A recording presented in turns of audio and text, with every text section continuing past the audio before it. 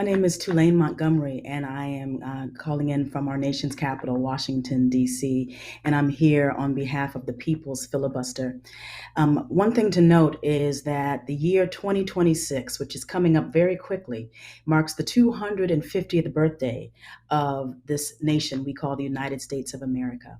And that's a significant milestone when you consider that this country, this grand experiment of American democracy, has been in existence will have been in existence for 250 years in very short order. It calls us as a nation to do what we also do as individuals when we have milestone birthdays. It calls on us to take stock and think about what you do when you reach a milestone birthday. Those of you in Congress, those of you who are participating in this people's filibuster, you tell yourself the truth about what you're doing that enables or hinders your ability to have longevity and the kind of life that you imagine.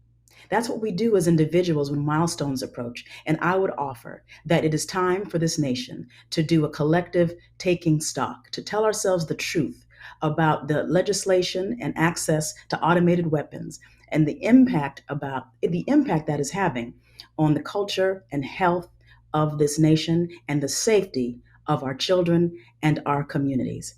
Listen, this idea that we must, in honor of what was once true 250 years ago, when it was necessary for the people associated with our founding to have access to weapons.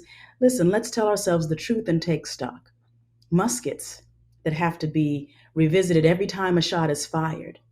Muskets are very different in nature and impact than semi automatic and automatic weapons of military grade impact. Weapons that can take 50 lives in 50 seconds. Having these weapons readily available to the marketplace and to the populace when we don't have equally available the kinds of supports and tracking systems that enable us to see how are people doing when people are struggling with mental health and struggling with isolation. It shouldn't be easier to get access to an automatic weapon than it is to get access to support, mental health support, therapy, and remedies to enable people who are struggling with isolation to get what they need to make smart decisions that do not cause themselves and their communities in this nation great harm. So it really is time to take stock, to tell ourselves the truth, that what was true 250 years ago is no longer true today. I encourage Congress to take the steps to implement legislation that does not enable easy access to semi-automatic and automatic weapons, recognizing that if we want to make it to and through and beyond our 250th birthday as a nation, then we have to make some changes in order to enable the collective health and well-being of this great country.